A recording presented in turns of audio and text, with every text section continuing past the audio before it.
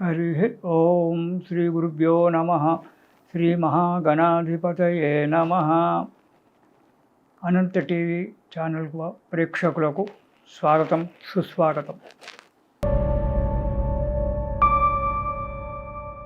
ఈ సమయంలో అంటే ఇప్పుడు గణపతి నవరాత్రులు అనేటువంటి ఒక దాన్ని మనం చేసుకుంటూ ఉన్నాం. మొన్న 7వ తారీఖు నుంచి మనం 17వ తారీఖు వరకు గణపతి నవరాత్రులు మనం జరుపుకుంటున్నాం. ఈ గణపతి నవరాత్రుల గురించి విశేషం ఏమిటి? వినాయక చవితి అయిపోయింది కదా, గణపతి పూజ చేసుకున్నాం కదా అనేటువంటి ఒక ఆలోచన చాలామందికి రావచ్చు. గణపతి యొక్క విషయంలో ఆలోచిస్తే చాలా గొప్పనైనటువంటి ఒక విషయం ఉంది గణపతి గురించి.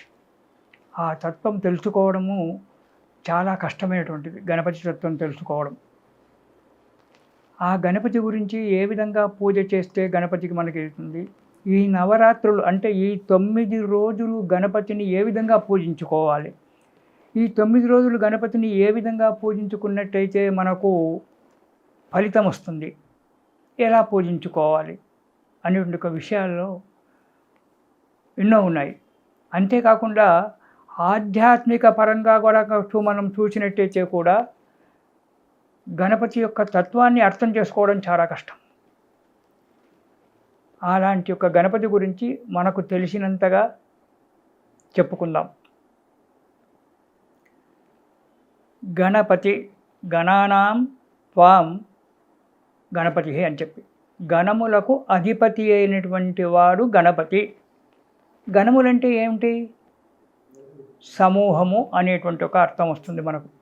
ఏ సమూహము అంటే ప్రపంచమంతా కూడుకున్నటువంటి ఒక సమూహమే, జీవరాశులన్నీ యొక్క కూడుకున్నటువంటి ఒక సమూహం ఏదైతే ఉందో ఆ సమూహానికి అధిపతి అయినటువంటి వాడు గణపతి అన్నాను. గణానాం త్వాం అధిపతి గణపతి. గణములకు అధిపతి మనుష్యులు కావచ్చు, జీవరాశులు కావచ్చు, వృక్ష సంపదనే కావచ్చు, ఇతరత్ర జంతుజాలమే కావచ్చు, దేవాది దేవతలే కావచ్చు, ఎవరైనా సరే ఈ ఖగోళంలో ఈ యొక్క బ్రహ్మాండములో ఉండబడేటువంటి యొక్క దానికన్నిటికీ కూడా అధిపతి అయినటువంటి వాడు గణపతి. అలాంటి యొక్క గణపతికి ఒక తత్వాన్ని మనం తెలుసుకోవాలంటే ఎంత కష్టమో ఒక్కసారి ఆలోచించండి. గణేష పురాణం వ్యాస మహర్షి చెప్పినటువంటి ఒక ఉపపురాణాల్లో గణేష పురాణం కనుక మనం చూసుకున్నట్టయితే గణపతే మొట్టమొదటి వాడు అనే అర్థం వస్తుంది. అంటే మనకు వ్యాసమహాముని చెప్పిన పురాణంలో ఏ పురాణం చెప్తే ఆ పురాణంలో అతడే మొట్టమొదటి వాడని చెప్పుకుంటూ వచ్చారు. దీనివల్ల అందరూ కన్ఫ్యూజ్ అవుతుంటారు. విష్ణు పురాణం చెప్తే విష్ణువే మొదటివాడు, శివపురాణం చెప్తే శివుడే మొదటివాడు, అమ్మవారి యొక్క చరిత్ర చెప్తే అమ్మవారే ముందు అనేటువంటి ఒక విషయం మనకు చెప్పారు. దాన్ని మనం అర్థం చేసుకోవాలి. అంటే ఒక్కటే, ఆ ఒక్కటి 10 రకాలుగా మారింది. అదే అందు గురించి ఆ ఒక్కదాని యొక్క విషయమే పరబ్రహ్మ స్వరూపము, ఓంకారం స్వరూపము. ఏకం సత్ విప్రా బహుధా వదంతి అంటారు. ఉన్నది ఒక్కటే, రెండు అనేటువంటిది లేదు. ఆ ఒక్కటి అనేకమైనటువంటి యొక్క రూపాలు ధరించింది. ఆ ఒక్కటి ఏదైతే ఉందో అదే ప్రణవము, సత్తు, బ్రహ్మము, పరబ్రహ్మము అంటాము. ఆ పరబ్రహ్మ స్వరూపము అనేటువంటి దాంట్లో ఆ సత్తులో నుంచే పుట్టినటువంటి అనేకమైన రూపాలు. ఆ రూపాలలో ఓంకారం ప్రథమైనటువంటిది ప్రణవం. ఓంకారం ప్రణవాత్మానం ప్రణవం పురుషోత్తమం. ఓంకారం ప్రణవస్వరూపమైనటువంటిది, అదే మొదటిది. ఆ ఓంకార స్వరూపుడే మన గణపతి అని చెప్పుకోవచ్చు. మరి గణపతికి ఇంత ప్రాచుర్యం ఏంటి అంటే అతడు ఆదిదేవుడు, మొట్టమొదటి దేవుడు గణపతి. ఆది పూజ గణపతి. మనం ఏ కార్యక్రమం చేసినా, ఏది చేసినప్పటికైనా ముందుగా గణపతికి పూజించే మనము కార్యక్రమాలను ప్రారంభం చేస్తాం. అందుకే అతను ఆదిదేవుడు, సృష్టికి ముందు ఉన్నటువంటి వాడు. మనం గణేశుని చెప్పుకుంటున్నాం కాబట్టి ఆ దాంట్లో సృష్టికి ముందు ఉన్నటువంటి వాడు గణపతి. ప్రణవస్వరూపుడైనటువంటి ఒక వాడు గణపతి. అలాంటి గణపతిని మనము ఈ నవరాత్రులలో 9 రోజులలో మనం సేవించుకుంటున్నాం. 9 రాత్రులు. ఆ 9 రాత్రులే ఎందుకు సేవించాలి అంటే, దానికి మనం ఆధ్యాత్మిక పరంగా చూసినట్టయితే అది ఎంతో గొప్పనైన ఒక విషయం ఉంది. ఈ గణపతిని మనము భాద్రపద శుద్ధ చవితి నాడు ప్రారంభం చేస్తాం నవరాత్రులు. అంటే ఆ రోజు గణపతి ఆవిర్భవించాడు అనేటువంటి ఒక పెద్దలు నిర్ణయం చేశారు. అది జరిగింది కూడా. ఆ భాద్రపద శుద్ధ చవితి నాడు గణపతి యొక్క ఆవిర్భావం జరిగింది కాబట్టి ఆనాటి నుంచి 9 రోజులు మనము గణపతికి సేవ చేసుకోవడం. గణపతి పంచభౌతికమైనటువంటి ఒక స్వరూపం. పంచభౌతికాలంటే పంచభూతాల సమాహారం. అంటే అగ్ని, వాయువు, జలము, పృథివీ అంటే మట్టి, ఆకాశం. ఈ 5 యొక్క మిశ్రమము చేత గణపతి ఉన్నాడు. అందుకే పంచభూత గణపతి అంటాడు. ఈ పంచభూతాలతోటే మన నిర్మాణమైనటువంటిది మన శరీరం కూడా. చూడండి, దానికి దీనికి ఎంత దగ్గరి, మనకు గణపతికి మనకు ఎంత దగ్గరి యొక్క అనుబంధం ఉందో. పంచభూతాలలో నుంచి ఉద్భవించిన వాడు గణపతి. పంచభూతంతో ఉద్భవించినటువంటిది మన శరీరం కూడా. గణపతికి మన ఆధ్యాత్మికంలో కొద్దిగా చెప్పుకొని తర్వాత ముందుకెళ్దాం. గణపతికి 9 రోజులు పూజ చేస్తున్నాం. 9 రోజులు ఎందుకు చెయ్యాలయ్యా అంటే, దానికి ఒక నిర్ణయం కూడా పెద్దలు చెప్పారు. 9 రోజులు జనించిన తర్వాత 9 రోజులు మనం పురుడు అని చెప్పి పాటిస్తాం, జాతాశౌచం అని. బాలుణ్ణి ప్రతిరోజు కూడా అభ్యంగన స్నానం చేయించి మంచిగా అవన్నీ కూడా చేసి బాలునికి దిష్టి తాకకుండా చేయడము, అతన్ని వేడుకోవడం అనేది ఈ 9 రోజులు. అందుకే 9 రాత్రులు. 10వ నాడు నిమజ్జనం. ఇంకొక రకంగా కనుక చూసినట్టయితే 10 రోజులు స్వామివారికి 10 రోజులు పూజ చేసి 9 రోజులు పూజ చేసి 10వ నాడు స్వామివారిని నిమజ్జనం చేయడం. మనకు 100 సంవత్సరాల ఆయుష్. స్వామికి 9 రోజులు. 10వ నాడు 100 సంవత్సరాలు పూర్తయినాక స్వామివారిని జల నిమజ్జనం చేయడం.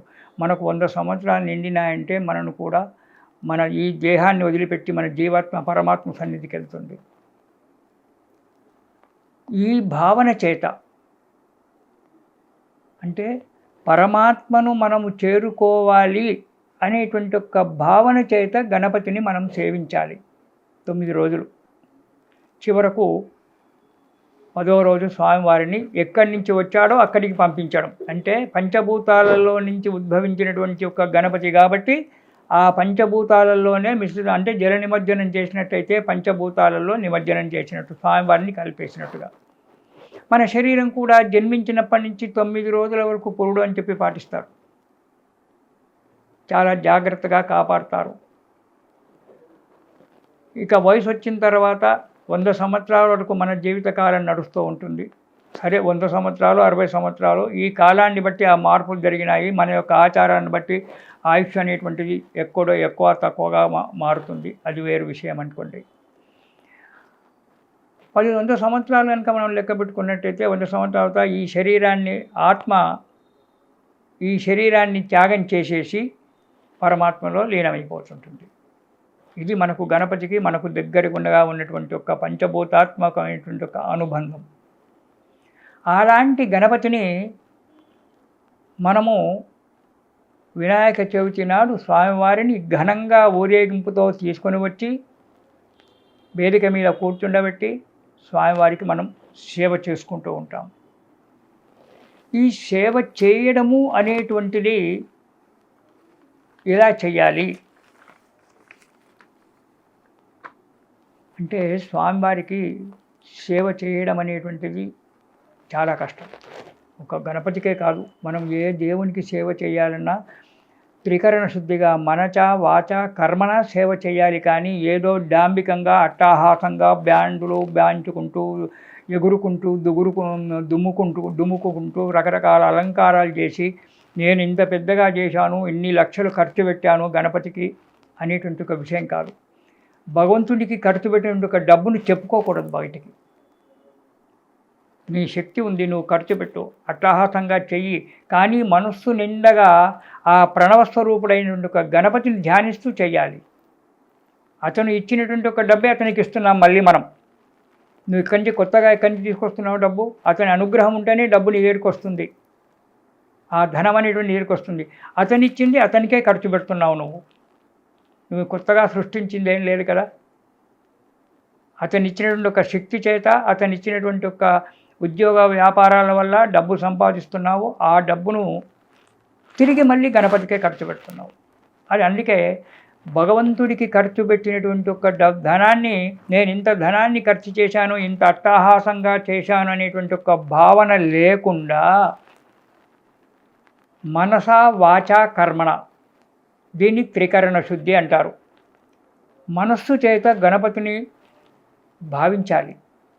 గణపతి ఎలా ఉంటాడు? వక్రతుండ మహాకాయం శూర్పకర్ణం లంబోదరం,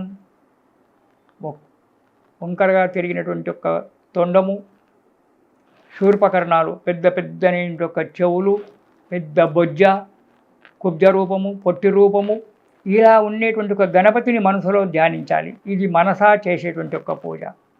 వాచ, వాక్కు చేత గణపతి యొక్క స్తోత్రాలు చదువుకుంటూ కానీ, గణపతి నామాన్ని ఉచ్చరించుకుంటూ కానీ, ఓం శ్రీ గం గణపతయే నమః, ఏ కార్యక్రమం చేసినా ఓం శ్రీ గం గణపతయే నమః అనేటువంటి ఒక నామాన్ని ఉచ్చరించుకుంటూ కానీ చేయాలి. కర్మణ అంటే చేతులతో భగవంతునికి నమస్కరించడము, పువ్వులతో గణపతికి పూజించడము. గణపతికి ఎన్ని పువ్వులు పెడతావు? ఈ ప్రపంచంలో ఉన్న పూలన్నిటిన స్వామివారి పాదాల దగ్గర కూడా కావు. గణపతికి ఆయన కోరుకున్నటువంటి 21 పత్రాలు, ఏకవింశతి పత్రం అంటారు. అవన్నీ కూడా వైద్యశాస్త్రానికి సంబంధించినటువంటి ఒక పత్రాలే. ఆ పత్రాలన్నీ తీసుకొచ్చి స్వామివారికి ఒక్కొక్క నామము చెప్తూ ఒక్కొక్క పత్రాన్ని స్వామివారికి అర్పించాలి. ఇలా గణపతికి ప్రతిరోజు ఈ 9 రోజులు పూజ చేస్తూ ఉండాలి నిష్కల్మష భావంతో. తర్వాత గణపతికి అన్నిటికంటే ముఖ్యమైనటువంటిది దూర్వాదళం, గరిక. స్వామివారికి గరిక అంటే చాలా ప్రీతి మహాగణపతికి, మన గణపతి స్వామికి. నువ్వు ఏ పూలు పెట్టినా బాధ లేదు, ఏ పూలు పెట్టకున్నా బాధ లేదు, కానీ 2 గరకలు స్వామి పాదాల మీద పెడితే చల్లగా బతకరా నాయన అని చెప్పి జీవిస్తాడట గణపతి. అలాంటి గణపతికి దూర్వాదళం అంటే చాలా ఇష్టం. దూర్వాదళం అంటే గరిక. మరి ఈ గరికతోటి ఎందుకు పూజ చేయాలంటే, గరికకు కూడా ఒక శక్తి ఉంది.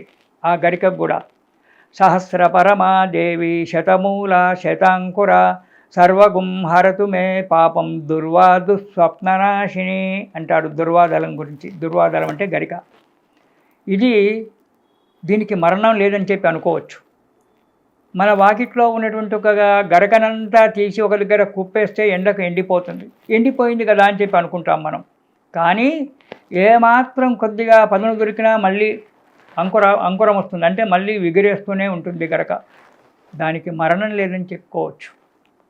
ఆ గరక విగిరేస్తుంది. అది శతమూల. దాని యొక్క వేర్లు 100 వేర్లు ఉంటాయట. శతాంకురం 100 అంకురాలు వేస్తుందట. అలాంటి యొక్క గరక స్వామివారికి చాలా ఇష్టం. అందుకే స్వామివారికి ఏ పూలు పత్రి అవన్నీ అర్పించకున్నప్పటికైనా గరకలతో స్వామివారికి పూజ చేయమని చెప్తాడు మన గణేష పురాణంలో. గణేష పురాణం ఎక్కడుందయ్యా అంటే, వ్యాసమహాముని రాసినట్టు ఉప పురాణాలలో 18 అష్టాదశ పురాణాలే కాకుండా ఉప పురాణాలు కూడా అతను రచించాడు. అందులో గణేష పురాణం ఒకటి.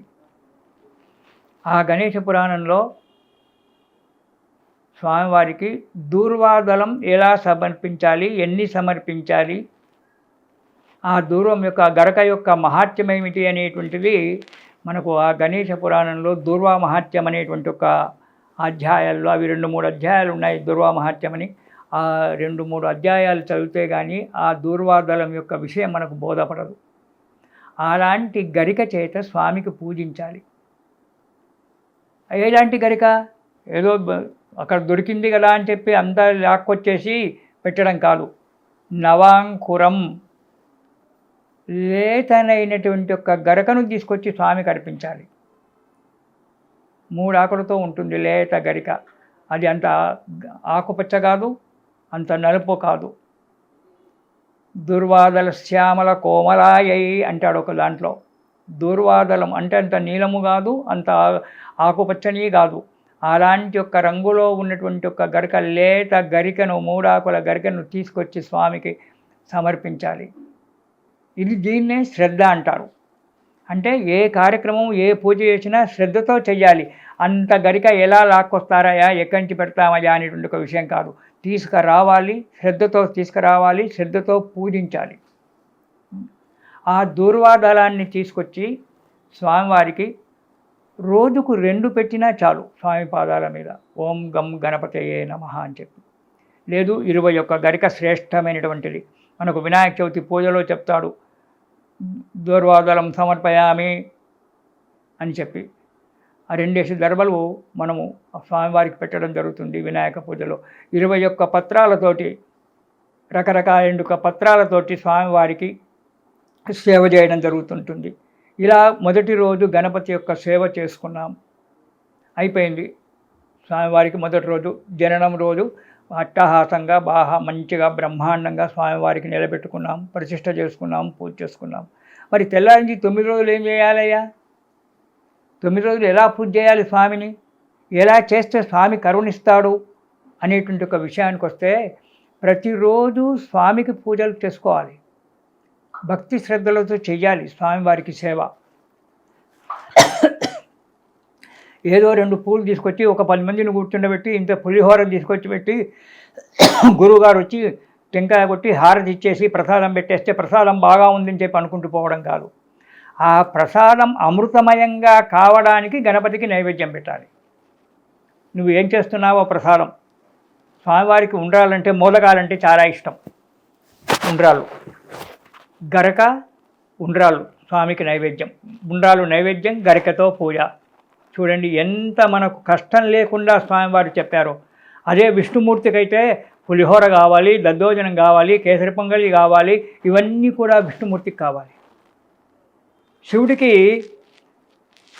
ఒక ఉద్ధరిని నీళ్లు పోసి ఒక బిల్వదళం పెడితే ఆయన సంతోషిస్తాడు. అలా సంతోషించేటువంటి ఒక వ్యక్తే గణపతి. అతని యొక్క కుమారుడే గణపతి. కాబట్టి తండ్రి ఎలా భోళాశంకరుడైనాడో ఆ కుమారుడు కూడా అలాగే భోళా గణపతి అనుకోవాలి. ఎందుకంటే ఉద్ధరిని నీళ్లు పోసి 2 గరకలు పెట్టేస్తే చాలా అంటాడు. ఖర్చు లేకుండా పూజ చేసుకునేటువంటి ఒక విషయం ఇది స్వామివారిది. ఖర్చు పెట్టుకుంటానంటే పెట్టుకోండి, బాధ లేదు. కానీ మనసా వాచా కర్మణ ఇది చాలా శ్రద్ధగా చేయాలి.